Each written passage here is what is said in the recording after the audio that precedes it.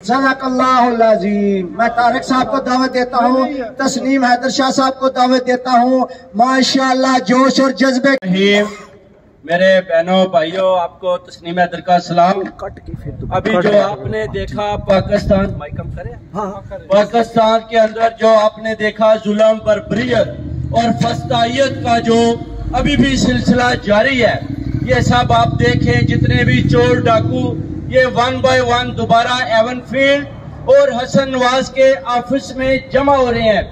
आप देखें, इन्होंने जो दिलावर जज है उसने एक गैर आईनी काम किया और हमारे प्यारे लीडर इमरान खान साहब को तोशाखाना के एक जली घड़ी के केस में अंदर बंद कर दिया।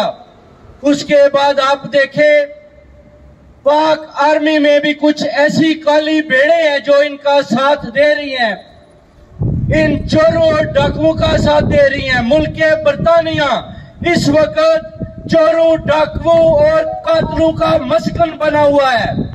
जो आदमी भी क्राइम करता है वो सीधा इधर भाग आता है, आकर हसन नवाज के ऑफिस में या एवनफील्ड में नवाज शरीफ के पास पनाह ले लेता है, जो पाकिस्तान में खुद एक भगोड़ा है।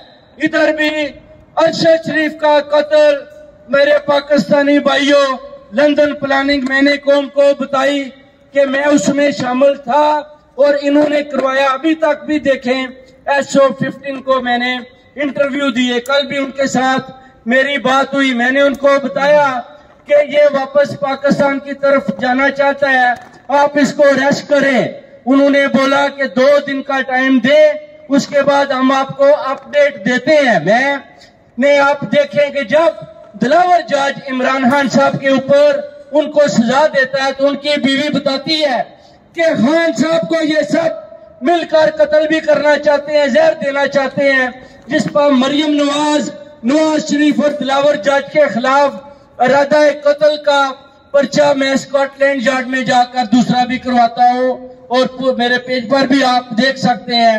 यानी इस वक्त मरियम नवाज शरीफ और दिलावर जज के ऊपर भी इरादा कत्ल, अगर इमरान खान साहब को कुछ होता है तो इनके ऊपर वो FIR भी काटेंगे।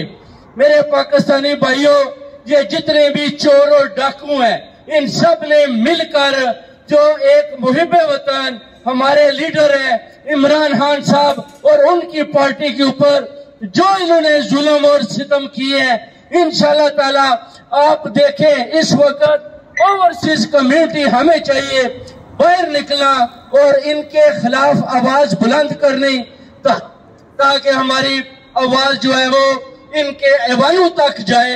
ये ना सोचे कि पाकिस्तान में हमने इनको डरा धमका लिया। जैसे आप देखें, परवेज हटक जो बक कर रहा था, ये 3.5 साल इसने, खान साहब ने इसको CM बनाया, इसने मजे लूटे और अभी ये उनके खिलाफ जो बातें कर रहा था, मैंने वो क्लिप सुना भी नहीं और बंद कर दिया। ये इन लोगों का, इन भगोड़ों का हाल है। और जो मुहिब्बे वतन है खान साहब, उनके खिलाफ एक ये मिलकर एक एजेंडा इकट्ठा हुआ है और बारी बारी जो अभी देखें, शाह महमूद कुरैशी, असद उमर, ईमान मजारी, हमाद अजहर, इनकी भी गिरफ्तारियां इन्होंने की। चौधरी परवेज को जेल में डाला हुआ है। ये चाहते हैं कि ये किसी पार्टी में शमूलियत करें, नहीं तो आपको भी जेलों में डाला जाएगा। सब लोगों के ऊपर जुल्म हो रहा है, सबके साथ ज्यादती हो रही है। और आप देखें, जो कायदे आजम मोहम्मद अली जिन्ना ने जो पाकिस्तान बनाया, एक आजाद पाकिस्तान बना कर दिया।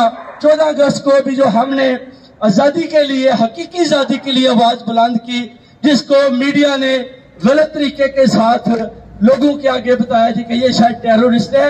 हम वो मुहिब्बे वतन है जो इंशाल्लाह खान साहब के साथ खून के आखिरी कतरे तक खड़े हैं। 20 सेकंड को अगर आपने इमरान खान को रिहा ना किया तो पूरी कौम को हम अपील करते हैं कि आप बाहर निकले।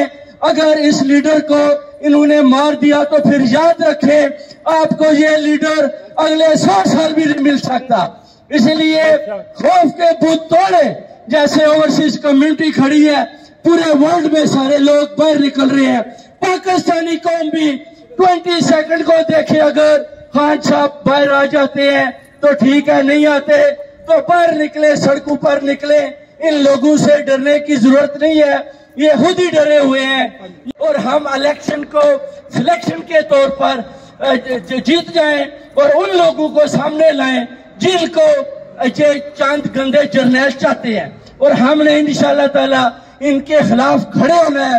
इलेक्शन में सिलेक्शन नहीं होने देनी। अगर ये इलेक्शन करवाएंगे तो उसके बाद आप देखेंगे कि इंशाअल्लाह खान साहब 2/3 की अक्सरियत से ज्यादा वोट लेकर इंशाअल्लाह दोबारा वजीर आज़म पाकिस्तान के चेयर पर बैठेंगे और पाकिस्तान को नए पाकिस्तान के इंशाअल्लाह मंजिल की तरफ एक कारवान को, बल्कि उस सुनामी को लेकर जाएंगे जिसको हम वेट कर रहे हैं। उधर वो छोड़कर गए थे और इन गंदे अंडों को इन पर आर्टिकल 6 लगाकर इंशाल्लाह इनका भी पीछा करेंगे। जैसे आप देखें मुशर्रफ का हाल हुआ, उससे पहले भी इनके जो हाल किए गए इंशाल्लाह। कितनी गालियां वानी से सुनी थी, ऐसा ना आसिम मुनीर का भी यही हाल हो गया। इन्होंने कोई कसर नहीं छोड़ी, अपनी आर्मी की संभाल लेंगे आसिम मुनीर। उधर मजदूर पश्तून को ये एक प्लांटेड गेम करते हैं इस्लामाबाद में, वो जर्नलों के खिलाफ बोलता है, उसके खिलाफ कोई एक्शन नहीं लेता। अगर कोई पीटीआई का नारा भी मारता है तो उसके ऊपर उधर जुल्म करते हैं। यानी पख्तून हवा में भी, केपीके में भी ये पख्तूनों को 2 हिस्से में तकसीम करना चाहते हैं, क्योंकि इनको पता है कि पूरा हैबर पख्तूनख्वा इमरान खान के साथ खड़ा है। और रहा करो, इमरान को रिहा करो। Assalamu alaikum. I was also here at that protest where there has been a lot of misconception of what happened that day. The most media representatives that day were antagonizing protests. So the allegations that have been made against Saramir are ridiculous. Yeah, definitely, 100%. They're using her as a target now to split the PTI group. If journalists can't come here and do their job and report news and stay impartial, they shouldn't attend the protests to antagonize protesters. We're here today protesting for Imran Khan again.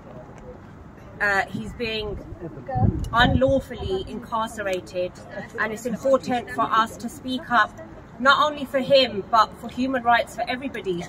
Everybody's human rights are being they aren't entitled to human rights in Pakistan at the moment. There is no freedom of speech. People aren't allowed to elect a government. Everybody is being restricted. People are getting abducted. People are going missing daily. This is becoming a norm, and this sort of draconian law should not be allowed in the 21st century. We can't stand for it. It's especially in a country like Pakistan, where so many people have fought for its independence. And to not live in this way, they are living in this way. So we are asking for the release of Imran Khan and the release of all of the people that are fighting for him and beside him and his supporters. Thank you. She was being so disrespectful, and to be honest, she's an embarrassment to all Pakistanis. You can't call yourself a journalist. No way. Yeah. It's disgusting. Absolutely. It was silly behavior. And in that sense, I mean, if you're going to call yourself a journalist, you should have some sort manners. Yeah, you should have manners. Ethics. They should be neutral. You're not supposed to have a political stance. You're supposed to stay neutral, and you're supposed to report news. It's none of her business what people are doing here protesting, to be honest. She should have been here as a journalist reporting what was happening on the day and go home. That's exposed her more, because we know now that she's from, you know, because I've got to say something about the fake-ass journalist. बस गाली नहीं देनी, बस खस है. Okay, so I just want to say something about the journalists that come to cover PTI protest, okay? And I'm going to name them, okay? Chief number 1, Murtaza Ali Shah, and his understudy and younger brother, Mujtaba Ali Shah. Asad, the one with the wig, and then we've got the other one, the army lover, and then there's this little grubby little opportunist called Safina Khan. Yes. And what they do is that they come to, what they do is they come to provoke protesters to get a reaction, to make us look uncivilized, and then film us, and then post and say, look how uncivilized are PTI protesters. When actually they are the ones that are initiating and provoking a response. So A, don't give them any interviews, just blank them. Safina Khan is no journalist. You know what I want to ask Safina Khan? You were so offended, you were defending Assad the other day, because you said, he's a colleague of mine, he's my colleague, he's a fellow journalist. Well, Safina, I ask you, what have you done about Arshad Sharif? Was he not a colleague of yours? Is he not from the journalist community? What have you done about Imran Riaz and protecting him? Have you raised your voice for him? Why are you not so passionate about defending them, and you're so passionate about defending Assad? Is it because you like the way he wears his wig? Why is it that you're so in there to sell out journalists like Assad, and you don't say anything about Arshad Sharif, or ask the question, where is Imran Riaz? Especially from those army officers that you rub shoulders with in this embassy. So you're a fake, and we all know you're a fake, and that's why don't pretend that you're part of the journalist community. All the media is a sellout. Fake. And I want to say to all you Pakistani journalists, the ones that ask us the question, कि हाँ इमरान खान के time पे तो ये भी होता था, नहीं होता था बगैर तो शब्दा सज्जन शब्दा यार नंबर 804 शब्दा सज्जन शब्दा यार नंबर 804 शब्दा सज्जन शब्दा यार नंबर 804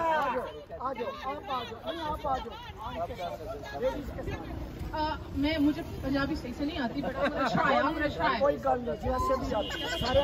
जैसे भी आती है बोले शब्द सज्जन शब्द यार कैदी नंबर 804 शब्द सज्जन शब्द यार कैदी नंबर 804 एक बार फिर से बोलूंगी और ये मैं रट लूंगी शब्द सज्जन शब्द यार कैदी नंबर 804 इमरान खान जिंदाबाद। इमरान